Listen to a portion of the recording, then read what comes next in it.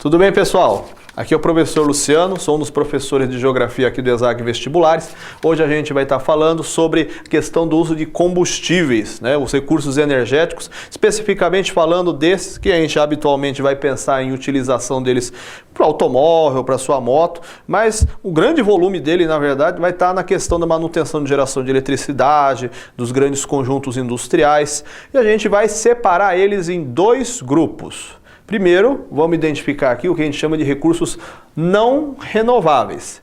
Essa renovabilidade do nome ali está sendo pensada na ideia de que o homem ele até sabe a fórmula de confecção deles, no geral são materiais orgânicos, só que acontece que o tempo de confecção deles é muito longo, isso é coisa de milhões de anos. Então, apesar da gente ter basicamente a fórmula, a receita para confecção, a renovabilidade para tempo humano é algo que acaba se tornando impossível.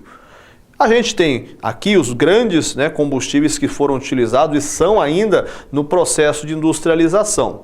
Como principais, o carvão mineral, esse que é historicamente o primeiro utilizado lá na Revolução Industrial do século XVIII, quando surge ainda na Inglaterra.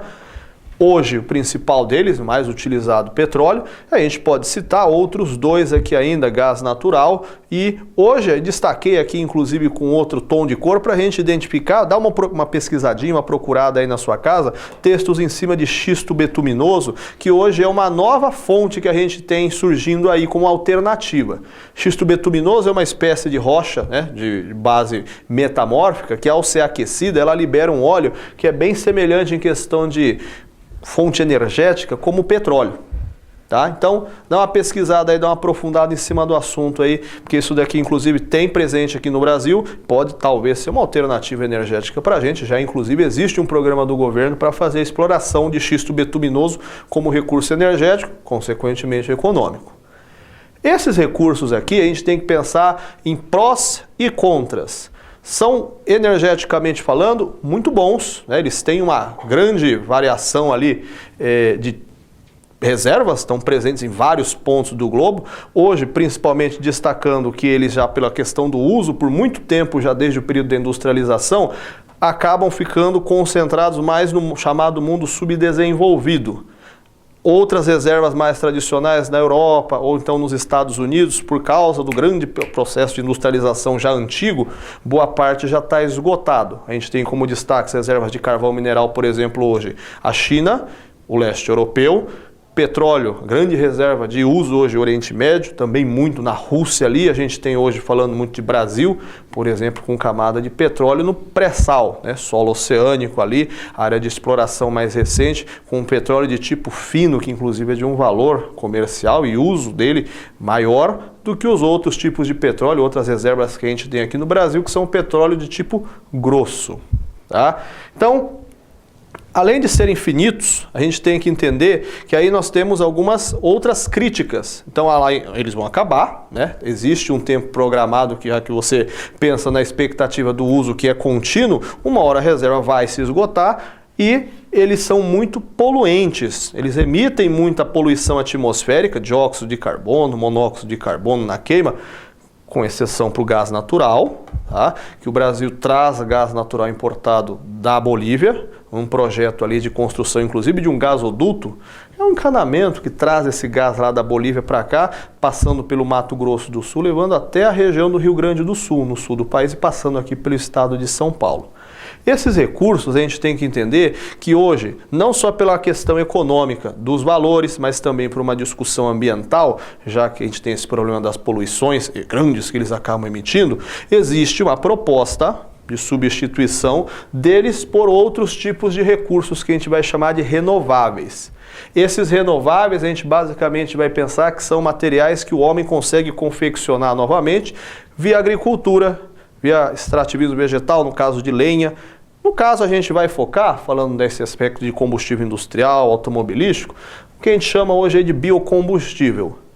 O biocombustível, basicamente, nós temos dois tipos principais, os dois, inclusive, tendo o seu início de pesquisa e produção maciça acontecendo aqui no Brasil, só que em contextos históricos diferentes.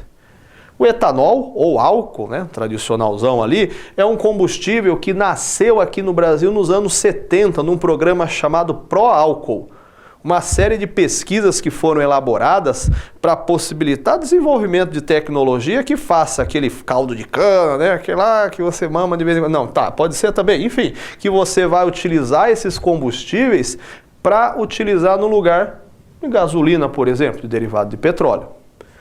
O etanol, ele basicamente tem duas fontes. Cana-de-açúcar, que é a principal utilizada aqui no Brasil, pode ser usado milho, beterraba também, só que esses daqui já com uma rentabilidade menor. Na época, nos anos 70, o Brasil investiu em programa de desenvolvimento de tecnologia para etanol por causa do contexto internacional do custo do petróleo. Em 1973, um conflito no Oriente Médio, que a gente chama de Guerra do Yom Kippur, fez com que os países do Oriente Médio, ali, boa parte dos membros da OPEP, que é aquela instituição que acaba virando um cartel do petróleo, que controla os preços internacionais, eles deram uma freada na produção e o preço do petróleo subiu. A ideia do programa do álcool era justamente fazer uma forma alternativa de geração de energia aqui no Brasil, na qual você não fosse mais dependente da produção de petróleo dali do Oriente Médio com esses valores agora inflacionados. Então aqui a proposta era substituir essa importação de petróleo caro. Já no final dos anos 90, 2000, a gente tem outro biocombustível aparecendo aqui no Brasil, o biodiesel. Vamos entender que basicamente são combustíveis que vão substituir matrizes diferentes, né? O etanol, principalmente ali nessa questão da gasolina, o biodiesel já para substituir motor mais pesado, então óleo diesel, que vai movimentar caminhão, movimentar ônibus, pensando no nosso cotidiano em transporte, né? Seria para combustíveis ali mais fortes, motores de força e não de velocidade. O biodiesel ele basicamente funciona a partir do uso de grãos, né, de plantas oleaginosas. Você vai utilizar o óleo dessas plantas, onde a gente tem algumas fontes variáveis, eu coloquei 3 aqui, soja, dendê, mamona, que eles vão ser utilizados como matéria-prima para a elaboração dessa tecnologia nova aqui de combustível que surge aqui nos anos 2000 por causa de um contexto já de políticas ambientalistas. É o momento onde a gente teve, em 1997, a criação do protocolo de Kyoto, um acordo ambiental feito lá do Japão, que pregava internacionalmente uma redução da emissão de gases poluentes atmosféricos. E aí a gente teve o início de uma corrida mundial atrás de alternativas energéticas que fossem menos nocivas ao meio ambiente. Então aqui anos 70, pensando em formação de um combustível alternativo para não comprar encarecido do Oriente Médio, do contexto internacional, e aqui já para voltado para a exportação, numa estratégia de ganhar o mundo, oferecendo um combustível que seja ecologicamente correto. O curioso é que a gente pode falar da questão da poluição que gera um índice menor, inclusive existe uma conta, uma equação onde é tido que os gases poluentes que esses combustíveis emitem, na verdade fica num saldo meio que 0 a 0, porque eles durante o cultivo, enquanto planta, né, consumiram esse dióxido de carbono na forma de fotossíntese. Então por isso é visto que acaba sendo algo que neutraliza essa conta no saldo final. Apesar de que tem críticas de alguns teóricos que falam que o maquinário que utiliza-se ali na agricultura para fazer extração, a geração de eletricidade, utilizou esses combustíveis não renováveis, então ele na verdade continua sendo poluente do mesmo jeito.